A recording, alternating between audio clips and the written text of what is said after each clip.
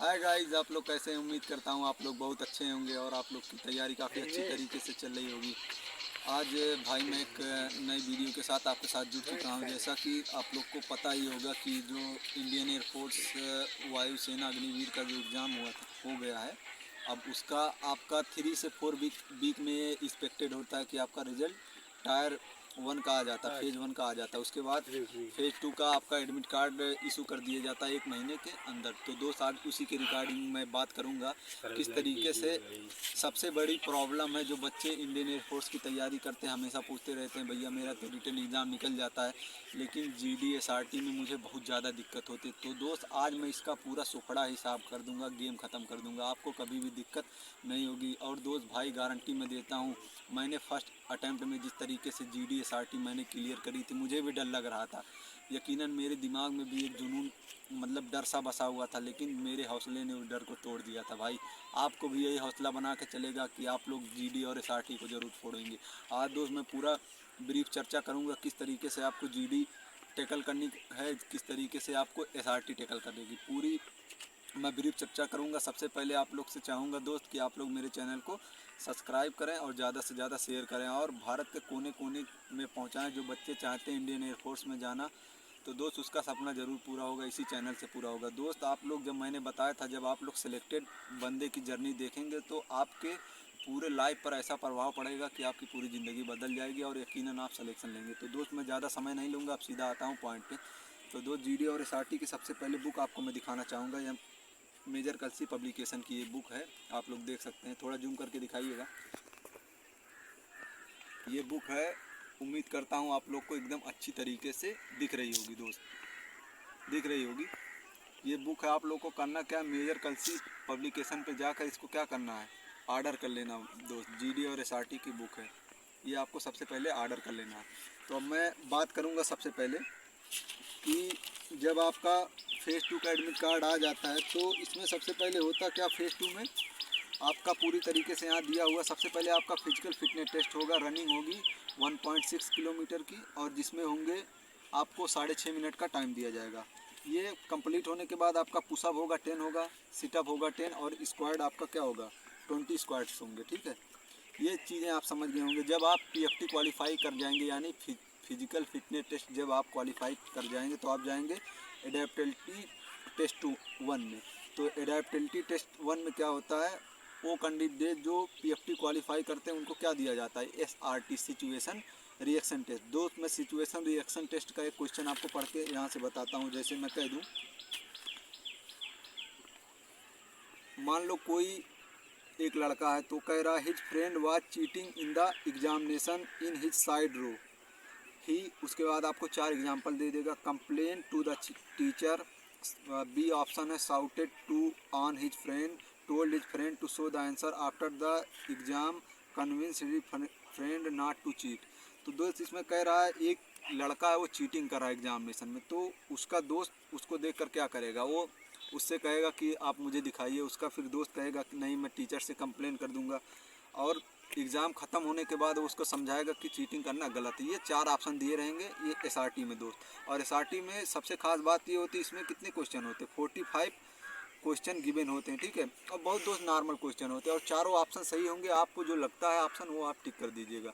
उम्मीद करता हूँ ये चीज़ें आपको समझ में आ गई होंगी। ठीक है, 45 क्वेश्चन में आपको कुछ रीजनिंग के भी क्वेश्चन रहेंगे, आप नॉर्मली उसको कर ले जाएंगे। इतनी चीज़ें आपको समझ में आ गई होगी। और दोस्त ये बुक आपको सबसे पहले एमकेसी पब्लिकेशन पर जाकर इसको आपको करना क्या है, आपको ऑर्डर कर लेनी है ये चीज़ आपको। क्योंकि दोस्त मैंने जब भी पहली बार मैं दिया था तो मैं सोचा कि यार सब चीज़ें इंग्लिश में होती है, लेकिन वहाँ पे जब आप जाएंगे तो एसआरटी आपकी जो होगी वो इंग्लिश और हिंदी दोनों में दी रहेगी। आपको अगर हिंदी समझ में आती तो हिंदी से जाइए और अगर आपको इंग्लिश समझ में आती तो इंग्लिश से जाइए। तो दोस्त मैं बताऊँगा इंग्लिश सबसे आपको बेटर पड़ेगी। इंग्लिश का एकदम सीधा सीधा वर्ड रहते हैं, आपको समझ में आ जाएंगे। ये एडाप्टिबिलिटी टेस्ट 1 जब आप क्वालिफाई कर जाएंगे वहाँ पे अनाउंस हो जाएगा चेस्ट नंबर फला फला। जो डिस्क्वालीफाई रहेंगे उनका नाम बोल देंगे कि आप बाहर हो जाइए, आपका नहीं होगा। जब एडाप्टिबिलिटी टेस्ट आप 1 क्वालिफाई हो जाएंगे तो एडाप्टिबिलिटी टेस्ट 2 में आप जाएंगे, जिसको हम बोलते हैं जीडी। तो जीडी में दोस्त क्या होता है, जीडी में होता है ग्रुप डिस्कशन। ग्रुप डिस्कशन में क्या होता है, 4 से मतलब 12 से 15 बच्चों का एक ऐसे ग्रुप बन जाएगा, उसके बाद वहाँ पे बिग कमांडर साहब बैठे रहेंगे। तो सबसे पहले जीडी में जाने से पहले आपको करना क्या, अपना एक इंट्रोडक्शन तैयार करना। मैं दोस्त आपको इंट्रोडक्शन बोल के सुनाता हूँ। जैसे आपको इसमें करना क्या, आपको नाम बोलने हैं, आपके पिताजी के नाम बोलने हैं, आपने कहाँ से ग्रेजुएशन किया या कहाँ से इंटरमीडिएट क्वालिफाई किया। उसके बाद आपको थोड़ी सी अपनी हॉबी बता देनी है और उसके बाद आपको सीधा टॉपिक पे आ जाना। जैसे दोस्त टॉपिक के बारे में मैं आपको अपना इंट्रोडक्शन बताता हूँ। जैसे वहाँ पे आप जाइए तो ऐसे बोलिए, my name is Mohammad Nadeem, I am from Ambedkar Nagar Uttar Pradesh and I am qualifying my 10+2 from Meerut university, या in present time I am pursuing BA। ये सब चीज़ें बोलने के बाद, and my hobby is playing cricket and my area is famous from NTPC thermal power. इस तरीके से बोलना है। एंड टू और ऐसे बोलना जो टॉपिक गिवन है, जैसे हमको दे दिया गया agriculture, today is our topic is agriculture, and we can talk about this topic. Agriculture is a most important parts of our country, and it's contributed near about 30% in our GDP। तो इस तरीके से आपको क्या बोलना है, पूरी तरीके से 1 मिनट का वहाँ पे इंट्रो देना है, ठीक है दोस्त। और उसके बाद आपको दोस्त बच्चों का पॉइंट सुनकर पॉइंट बनानी है। और इसमें कुछ ऐसे टॉपिक्स हैं जिसका मैं आपको पूरी तरीके से PDF प्रोवाइड करा दूंगा। उसका मैं अपने डिस्क्रिप्शन बॉक्स पे या टेलीग्राम चैनल पे उसका पूरा वो डाल दूंगा कि कौन कौन से टॉपिक आपको पढ़ के जाने दो। जो टॉपिक मैंने पढ़े थे वही टॉपिक मैं बताऊंगा दोस्त। मैं कुछ टॉपिक आपको बता दे रहा हूँ। सबसे पहले आपको क्या करना है, एडवर्टाइजमेंट एंड इट्स इफेक्ट। दोस्त गूगल पे जाना, आपको सर्च कर लेना एडवर्टाइजमेंट GD। तो एडवर्टाइजमेंट क्या होता है, मान लीजिए कोई साबुन का एडवर्टाइजमेंट आ गया, तो साबुन उसमें दिखाते हैं साबुन ये करता है, रूखी त्वचा को ये कर देता है, सुंदरता बढ़ाता है। तो इस तरीके का एडवर्टाइजमेंट आता है वहाँ पे दोस्त। और कुछ कुछ एडवर्टाइजमेंट ऐसे आते हैं जैसे किसानों को जागरूक करने के लिए आता है कि बहुत से किसान जो हैं जो सरकार योजनाएं लागू करती हैं उसको जान नहीं पाते हैं। तो वहाँ से क्या होता है, एडवर्टाइजमेंट के थ्रू उनको पता चल जाता है, ठीक है बच्चे। Advertisement and its effect. और इसको बात क्या करनी है, आपको एक टॉपिक आता है स्पोर्ट इन इंडिया। आप देख ही रहे होंगे भारत में बहुत से स्पोर्ट चल रहे हैं इस समय। जैसे सबसे मेन चीज़ तो IPL इस समय चल रहा है। आप लोग देख रहे हैं कि हमारे देश के लोग बहुत ज़्यादा क्रिकेट की तरफ जागरूक हो रहे हैं। कबड्डी है, फुटबॉल है, वॉलीबॉल, ये सब चीज़ें आपको पढ़नी चाहिए, ठीक है। उसके बाद टूर ड्यूटी दोस्त, टूर ड्यूटी क्या, ये 4 साल का जो अग्निवीर का ये प्लान आ गया, इसके ऊपर आपको आ सकता है, ठीक है। टूर ड्यूटी के बारे में आपको जाना, सीधा गूगल पे सर्च मार लेना, ठीक है क्या। उसके बाद आपको करना क्या, यूथ इन पॉलिटिक्स, मतलब युवाओं का पॉलिटिक्स में क्या योगदान रहेगा, ये चीज़ें आपको सर्च कर लेनी है, ठीक है दोस्त। मैंने अपना एक पूरा नोट्स बनाया है, देखिए दोस्त। जब मेरी GD थी तो ये मेरी पूरी नोट्स हुआ करती थे। उसको इतनी बार पढ़ा है दोस्त ना कि दिमाग में अभी भी समझ लिए पूरी तरीके से घोर के मैंने पी लिया इन सब चीज़ों को। उसके बाद ये क्या है, वेस्ट, इलेक्ट्रॉनिक वेस्ट, जैसे मोबाइल ख़राब होती है तो उसको क्या करते हैं, ठीक है, ये सब चीज़ें। उसके बाद टॉपिक आ जाती है boarding school and day school, ये चीज़ें हैं। उसके बाद डाउरी सिस्टम हो गया। उसके बाद क्या हो गया, मेक इन इंडिया प्लान हो गया। और उसके बाद मॉब लिंचिंग हो गया दोस्त। सबसे बड़ी टॉपिक इस समय मॉब लिंचिंग चल रही है, ठीक है। जैसे कुछ युवा होते हैं, छोटी सी उम्र होती है, तो वो क्या करते हैं दोस्त, किसी पर्टिकुलर रीजन को लेकर क्या करते हैं, दंगे वगैरह करते हैं। ये क्या होता है, मॉब लिंचिंग होती है, ठीक है। उसके बाद आपको करना क्या, न्यूज़पेपर के बारे में पढ़ लेना है, पीयर प्रेशर, ठीक है, पीयर प्रेशर के बारे में पढ़ लेना है, ठीक है। उसके बाद आपको पढ़ना है टॉपिक, और मैं बता देता हूँ आपको टॉपिक कौन सी पढ़नी है।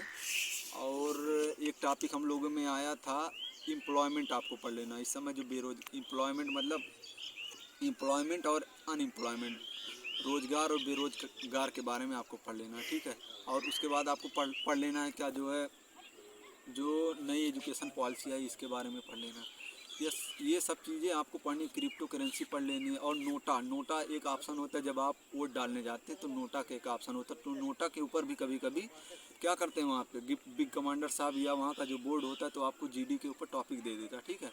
और रिमिक्स म्यूजिक एक टॉपिक आया था जब हम लोग गए थे 15SC भोपाल में, तो वहाँ पे रिमिक्स म्यूजिक एक टॉपिक आ गया। तो ये सब चीज़ें हैं, छोटी छोटी चीज़ें। और टॉपिक ऐसे ऐसे कई बहुत सारे हैं दोस्त, आप सोच सकते हैं, लेकिन आपको सब टॉपिक पढ़ने नहीं, यही टॉपिक पढ़नी है, ठीक है।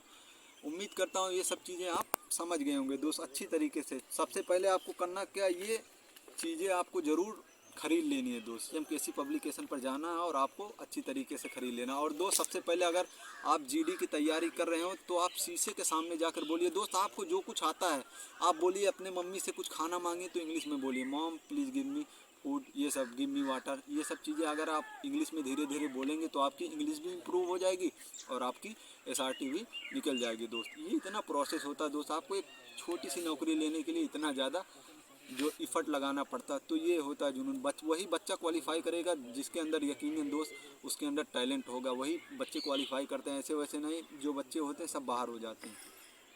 तो अगर आपके अंदर टैलेंट रहेगा यकीनन आपको कोई रोक नहीं सकता। हम लोगों ने जिस तरीके से क्वालिफाई किया, मेरे दोस्त भी कई सारे हैं दोस्त, उनका इंट्रो करवा सकता हूँ। मेरा एक दोस्त है प्रखर मिश्रा नाम उसका, अभी क्या नाम है, एफ कैट में उसकी एसएसबी होने वाली। मैंने तो कभी दिया नहीं एफ कैट का एग्ज़ाम, हालांकि उसने दिया था तो उसका हुआ। तो हम लोग अब सीजीएल की प्रिपरेशन में लग गए। अब कि भाई कुछ नंबर से मेरा सीजीएल हो नहीं पाया, मैं दिखाऊंगा आपको अपना मार्क्स भी सीजीएल मेंस का। तो ये सब चीज़ें हैं, अच्छा है। और बाकी आप लोग ने देखा होगा। तो दोस्त आपको सबसे पहले करना क्या, अपनी हेजिटेशन दूर करनी है और तब जाकर आप एसआरटी में अच्छी तरीके से परफॉर्मेंस कर पाएंगे। और आपको जाके इंग्लिश में कहाँ बोलना, शीशे के सामने बोलना, जो बोल पाएँ तो बोलें, ठीक है। उम्मीद करता हूँ ये चीज़ें आप समझ गए होंगे, ठीक है। और इस सब चीज़ों को अगर आप अच्छी तरीके से क्वालिफाई करना चाहते हैं तो मेरे चैनल के साथ जुड़िएगा दोस्त। मैं खुद इंडियन एयरफोर्स में सिलेक्टेड हूँ, ऑल इंडिया रैंक 2176। आप लोग देख सकते हैं मेरा पूरा रिजल्ट डाला हुआ है जो है कम्युनिटी पोस्ट पर, वहाँ पे से आप जाइएगा देख लीजिएगा। और मेडिकल फिटनेस कार्ड भी है। एसएससी जीडी को मैंने किस तरीके से क्वालिफाई किया है और सीजीएल मैंने किस तरीके से क्वालिफाई किया, सबका पूरा मैंने पोस्ट अपने कर दिया वहाँ पे कम्युनिटी पोस्ट पर। तो आप लोग देख लीजिएगा। उम्मीद करता हूँ दोस्त अगर इसमें आपको एक भी बात झूठी लगती तो आप लोग मेरे चैनल के साथ मत जुड़िएगा दोस्त, हट जाइएगा बिल्कुल।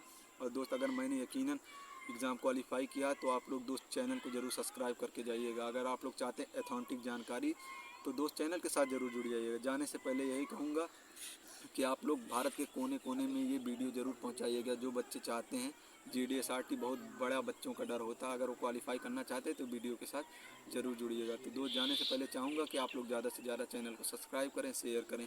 जय हिंद, जय भारत।